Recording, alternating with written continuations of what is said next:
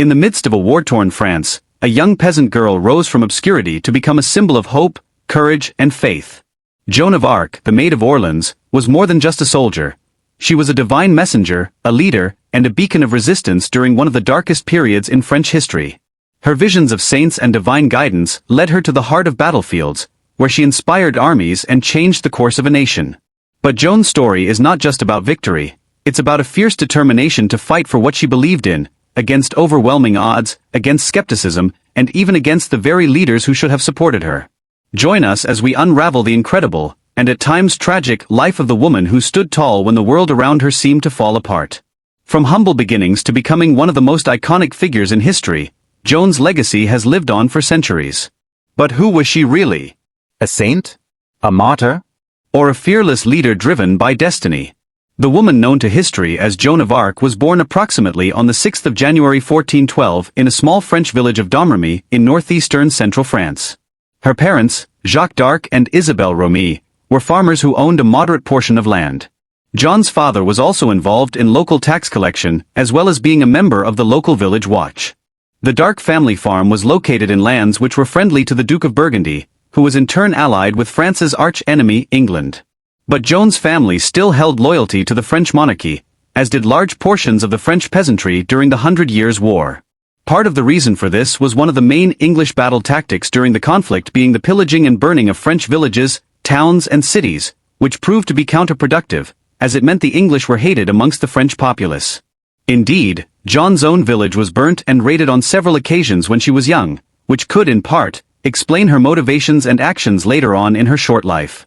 The 100 Years' War started when King Edward III of England laid claim to the French crown after King Charles IV died in 1328, leaving no male heir.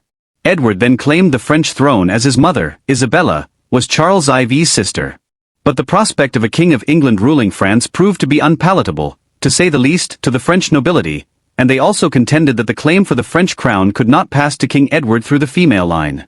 Philip of Valois was then proclaimed King of France as he was the grandson of the French King Philip III. Edward III then went to war in order to seize the French throne, which meant his successors also maintained his claim, perpetuating the conflict. By the time of Joan of Arc's birth, the 100 Years' War had been raging for nearly 75 years, and Edward III had died in 1377. Shortly after, his own son Edward, Prince of Wales or the Black Prince, had died of dysentery, meaning that the English crown passed to the Black Prince's young son and heir Richard, who then became Richard II. But as he was young, Richard did not command the respect and authority his father or grandfather enjoyed. Meaningless after a series of crises and rebellions, he was overthrown and then murdered. The main architect of this was another grandson of Edward III, the son of John of Gaunt, Earl of Lancaster, Henry Bolingbroke, who was then crowned Henry IV. This rebellion was the root cause of the English War of the Roses, in which John of Gaunt's heirs, the Lancastrians, fought over the English crown against the heirs to the House of Plantagenet under the House of York, who were descended from the fourth son of Edward III, Edmund of Langley, 1st Duke of York. But during Joan of Arc's early years, England's grip on large portions of northern France seemed stronger than ever, as 3 years after her birth, English armies under Henry V had destroyed a much larger French army of King Charles VI at the Battle of Agincourt in 1415. This resulted in the French monarchy being brought to its knees, and Charles VI being forced to sign the Treaty of Troyes in 1420, in which he acknowledged Henry V as his rightful heir. To further tighten his grip over the French crown, Henry then married Charles VI's daughter, Catherine, who would later remarry Owen Tudor, Henry Tudor's grandfather, who would go on to defeat King Richard III at the Battle of Bosworth, ending the War of the Roses with a Lancastrian victory.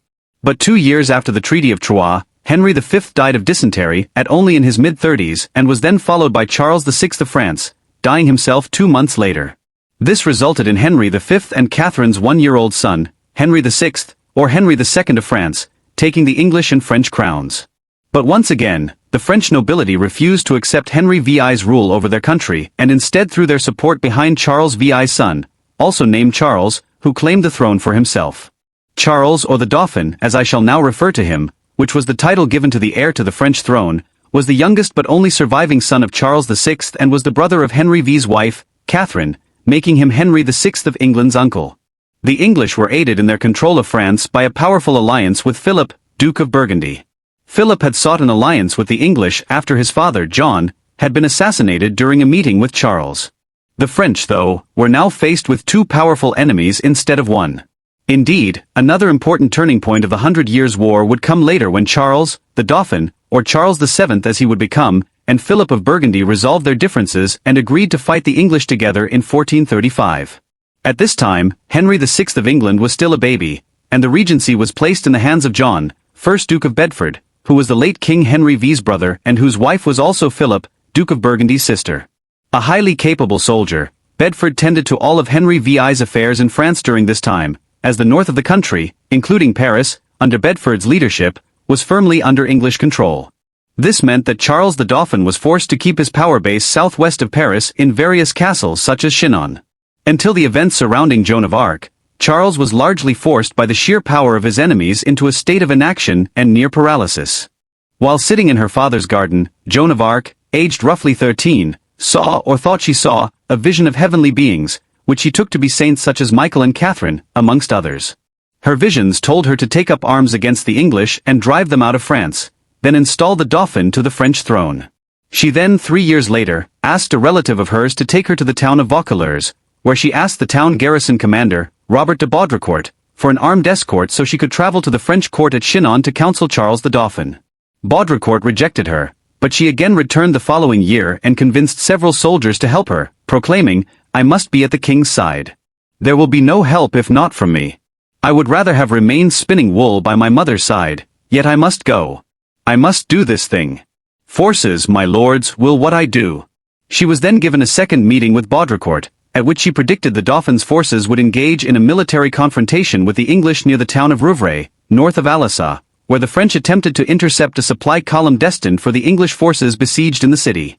The Duke of Bedford had ordered his forces to lay siege to Orleans, which was of vital importance as it was one of the largest cities in France and also one of the major crossing points over the River Loire, which cuts across central France from east to west, effectively making the city the gateway into the French whole territory in the lands to the south. Bedford initially had no intention of taking the city but changed his mind on the advice of the Earl of Salisbury, leading the English to surround the walled city, which lay on the north bank of the River Loire on the 12th of October 1428. This meant that the city of Orleans' only remaining means of supplying communication was a 400-meter-long bridge which stretched from the city across the river to the south bank. At the end of the bridge was a Tertre de la Tête d'Or, which was then taken by the English on the 24th of October, effectively sealing the city off from the outside world. It was now only a matter of time before Orleans collapsed, along with the Dauphin's chances of claiming the French throne. Afterward, a garrison commander at Vaucouleurs of the French reverse was Baudricourt. He agreed to grant Joan an escort to the royal court, and she then traveled through hostile territory which was controlled by Burgundian troops, disguised as a man. There had been widespread rumors and prophecies for years that an armored maiden would rise from the Lorraine region of France, which was the region where Joan was born, and rescue the country from the English invaders.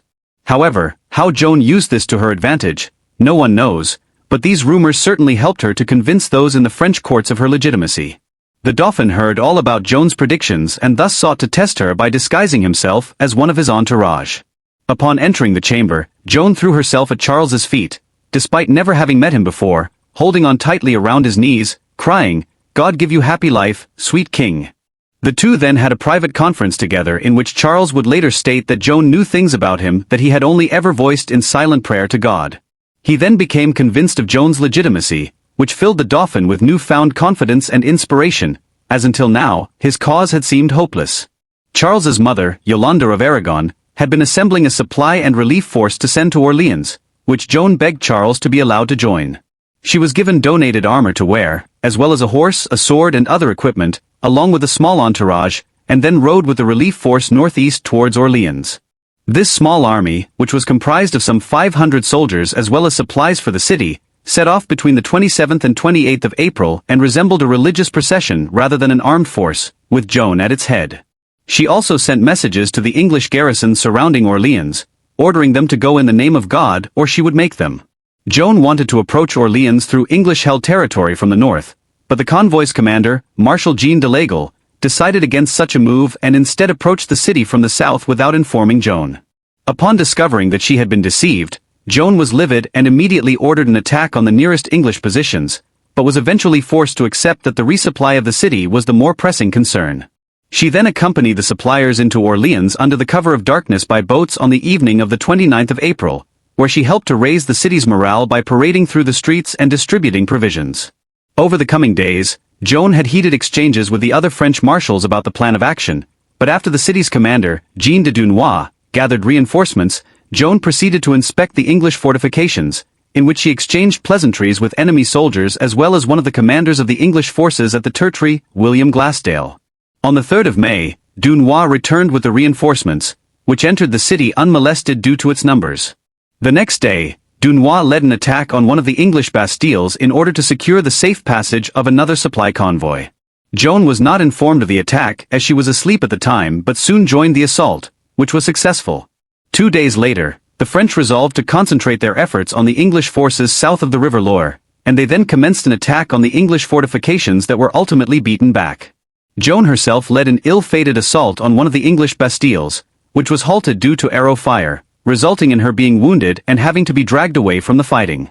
According to legend, the English sallied forth to pursue the French, but Joan turned around and cried, "In the name of God," which acted as a rallying cry to the fleeing French, resulting in the English in turn fleeing back into their fortifications. The next day, despite her wounds, Joan rejoined the assault, and the Tertry fell to the French on the evening of the 7th of May. The English captain, William Glassdale, was drowned after the drawbridge connecting the Tertry with the invested English fortifications gave way under the weight of the fleeing English soldiers. The English lost nearly 1,000 men killed and 600 captured during the fighting, and now the Tertry at the end of the bridge to Orleans was in French hands. The city could be resupplied with relative ease from the south, meaning that any continuation of the siege was pointless from an English perspective. Lord Talbot, who was in overall command of the operation, proceeded to demolish his army's positions and then drew up in battle line opposite the French forces. A number of the French marshals argued that they should attack the enemy and destroy them, but Joan forbade it as it was the Lord's Day Sunday. The English then withdrew without a fight west towards more transactions. The siege of Orleans secured her fame for all of France and indeed England, although her arrival at the siege coincidentally coincided with a change in French tactics in which they took the offensive against the English. But there is little doubt that Joan's arrival and presence at Orleans had a considerable effect on both lifting the French morale and inspiring the town's population, soldiers, and commanders to greater endeavors. The next problem which faced both Joan and the French was that the bridge connecting Orleans with the south bank of the River Loire had been destroyed during the fighting, and that they would have to secure other crossing points across the river in order to aid the advance northwards as well as prevent any English advance south. The English had taken and fortified 3 bridges across the lower Loire at Jargeau, Meung and Beaugency, and the French now resolved to retake them. This culminated in Joan winning her first offensive victories and the French winning their first victories over the English forces in over a generation. On the 11th of June 1429 at Jargeau, then on the 15th of June at Meung, and finally at Beaugency on the 18th of June, the 3 bridges were retaken and heavy losses inflicted on the English, who then planned to respond to their defeats by sending more troops under Sir John Fastolfe to engage the triumphant French armies and meet up with the withdrawing English troops under Lord Talbot. But the French outnumbered the English by this time, and perhaps a combination of this and a fear of any army led by Joan of Arc prompted the English commanders to decide to withdraw towards Paris. But the French learned of their enemies' movements and decided to intercept them, resulting in the Battle of Patay on the 18th of June 1429. In the battle, the English attempted to employ the same tactics they had used at battles such as Crécy and Agincourt by forming up their archers behind stakes in order to mow down the advancing French toll. But then they attempted to lay a trap for the enemy by moving troops into a tree line at the side of a road down which the opposition were advancing. However, the English had failed to complete their preparations in time and were swamped by around 1,500 mounted French men-at-arms, who then carried on to rout the entirety of the English army, resulting in the largest defeat the English had suffered in France in decades. They lost nearly 2,500 troops out of an army of 5,000. Lord Talbot himself was captured after the battle, but Sir John Fastolfe managed to flee the field and returned home but was used as a scapegoat for the defeat. Patay had dire consequences for the English, as the majority of its field forces in central France had been destroyed and defeated, meaning that they were now unable to put up any kind of serious resistance or defense against the French. Over the coming months, in the weeks following their victory at Patay, Joan and the French forces marched towards Reims and its cathedral, which was the traditional site of French coronations. Along the way, Other cities such as Auxerre and Troyes fell to their forces, and Reims itself was captured, leading to the coronation of Charles the Dauphin as Charles VII of France on the 17th of July 1429. 2 months later, Joan and the French forces would attempt to take Paris itself by besieging it, which proved to be unsuccessful after King Charles ordered his forces to withdraw after a short truce. Between the English and French, hostilities then resumed in May 1430, in which Joan was involved in the defense of Compiègne from a joint English and Burgundian siege. However, on the 23rd of May, Joan took part in an attempted attack on the Burgundian camp north of Compiègne, but the attack was discovered, leading to the French attempting to flee. But the gates of Compiègne were closed, even in panic or as an act of betrayal, before Joan could enter the city. In the fighting, she was pulled off her horse by an archer and taken into Burgundian captivity. Joan was then held in the Burgundian castle at Beaurevoir, and after several escape attempts, one of which involved Joan jumping 70 feet from a tower into a muddy moat, she was transferred to Rouen, where the Burgundians and English came to an agreement to exchange her for a pro-Burgundian nobleman and the sum of 10,000 livres, which was one of the currencies used in medieval France at the time. Being now in English hands, Joan was taken to Rouen, which was the Duke of Bedford's headquarters in France, and she was locked in an octagonal cell in chains, with only a small archer's slit to allow light into her chambers. Joan was then tried for heresy in a church court by both French collaborators loyal to the English and pro-English Burgundian clerics and lawyers led by the Bishop Pierre Cauchon. The English did not want to be seen to try her themselves, as it would prove to be a propaganda coup for Charles VII's cause. Therefore, having French and Burgundians oversee her trial was preferable. From the 9th of January until the 29th of May 1431, Joan's objectives were carefully constructed cross-examinations which were intended to expose her as a witch, an acolyte of the devil, instead of the servant of God she claimed to be. If the prosecutors were successful in proving Joan's heresy, it would also prove that Charles VII had claimed the French throne aided by the forces of darkness, which would vastly invalidate his legitimacy. The subject of the trial of Joan of Arc and the numerous cross-examinations she was placed under is complex and lengthy enough for a video in its own right. Essentially, over the course of 15 sessions or hearings from the 21st of February 1431 to the 17th of March 1431, Joan was interrogated about her visions, the voices she reported to hear, and later her cross-dressing. But she conducted herself with intelligence and composure throughout the hearings, and at one point during the third session, Joan was asked a trick question: "Do you know whether or not you are in God's good grace?" This was a trap, as if Joan had said no, she would have effectively admitted that she was a sinner. But if she said yes, she would have been claiming to know God's will. Her answer goes to illustrate the clarity of mind Joan had and is remarkable considering that she was an illiterate daughter of a French farmer. "If I'm not in God's good grace," she said, "may God put me there, and if I am, may God so keep me there. I should be the saddest creature in the world if I knew that I were not in God's grace." Time and again, Joan answered questions in such a way which outwitted her prosecutors, which is also remarkable to say the least, considering she was being interrogated by men far better educated than herself, both in law, theology, and politics. But Cauchon was a skilled interrogator and gradually extracted more and more information from Joan, including stories of visions that she had never previously divulged. One such vision was that at Chinon, after meeting Charles VII, angels had delivered a golden crown, but only Joan could see it. To the king, this was damning in Cauchon's eyes, as he was an expert theologian and knew that it was widely accepted within the church that angels and saints did not take physical form and instead stayed in the spiritual realm, whilst demons and devils could manipulate physical objects to tempt would-be sinners. Joan was highly capable and steadfast in her own defense, but she was steadily and remorselessly questioned on numerous occasions in order to extract as much damning information from her as possible. Bishop Cauchon then switched tact and questioned Joan about her cross-dressing, the wearing of men's clothes, which occurred when she had traveled to meet Charles VII at Chinon in disguise. Joan had also continued to wear men's clothes and cut her hair short during the trial. Some suspect this was in part to prevent guards from raping her, as she would otherwise have had to wear a dress, which was easier to take off. Cauchon asked if God had commanded her to wear men's clothes, which was forbidden in the Bible, and Joan replied by saying, "What concerns this dress is such a small thing, less for nothing." This was not true in the court's eyes, as the book of Deuteronomy in the Bible clearly forbade men to wear women's clothes and vice versa. This was important, as how could Joan have been divine and legitimate if the Bible clearly forbade cross-dressing?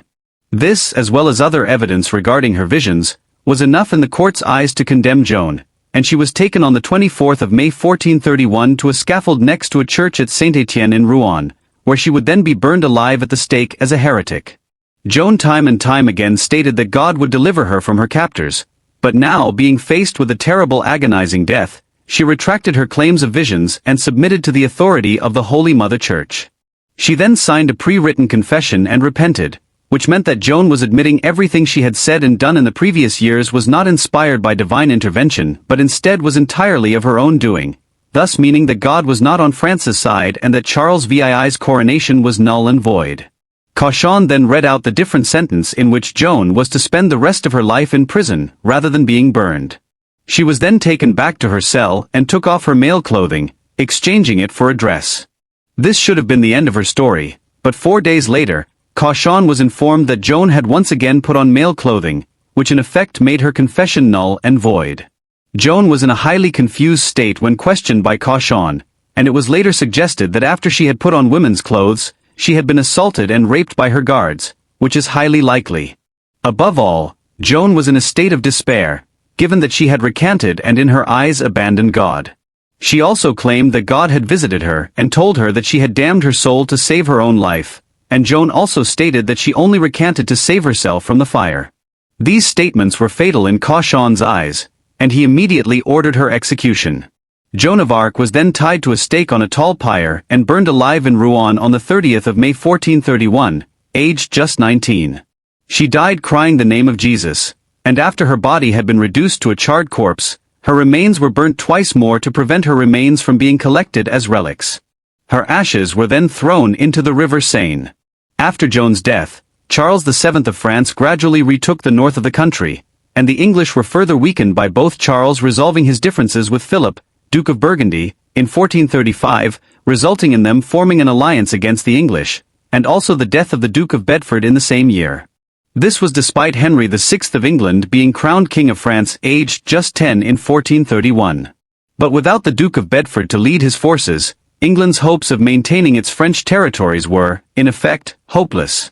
England would never again have the unity and power to undertake large-scale operations in France, as the infighting over the English crown in the War of the Roses kept their attention firmly on domestic affairs. France had snatched victory from the jaws of defeat in the 100 Years' War, and the spark that lit the fire that was the French fight back against its enemies was Joan of Arc. 25 years after Joan's death, a posthumous retrial was held in which Joan was found not guilty of heresy. And in 1920, nearly 500 years after her death, she was made a saint by the Pope in Rome. Regardless of whether Joan of Arc's visions actually took place, there is little doubt that the French forces' efforts to relieve the siege of Orleans may very well have failed, and with it, possibly hopes of winning the 100 Years' War altogether. No one can deny that for a teenage peasant girl to rise to the prominence that Joan did and to be one of the crucial factors in the turning of French fortunes in the 100 Years' War is a truly amazing feat, and her continued fame is a testament to her achievements in life. Whether you believe Joan really did receive divine messages and visions is entirely up to you. Indeed, her life is still hotly debated and argued over today, but whatever the truth regarding Joan's claims, she was a truly inspirational and brave young woman who did extraordinary things in a time where female power largely revolved around the formation of marriages and giving birth to male heirs. I find it truly amazing that an illiterate French peasant girl could play such an amazing role in the outcome of one of the longest, hardest fought, and bloodiest wars in medieval European history. In the making of this video, I feel a great sense of admiration along with a tinge of sadness for such a young medieval woman who could achieve so much in such a short space of time and yet suffer such an agonizing and terrible death. I also think that for a proud Englishman such as myself to think of Joan of Arc with such ambition is also a testament to her amazing and inspirational story, and I dedicate this video to the memory of the Maid of Orleans, one of the bravest, most important, and influential women who has ever lived. In the end, Joan of Arc's life was not defined by the trials she faced, but by her unwavering conviction, her courage in the face of injustice, and her ability to inspire a nation. From a simple farm girl to a symbol of French pride, her name became synonymous with bravery, sacrifice, and the enduring power of faith. Her martyrdom may have silenced her in this world, but Joan's spirit and legacy continue to resonate, transcending time and borders. Was she a visionary sent by God, or a woman who defied the limits of her time? Perhaps, as history shows us, she was both.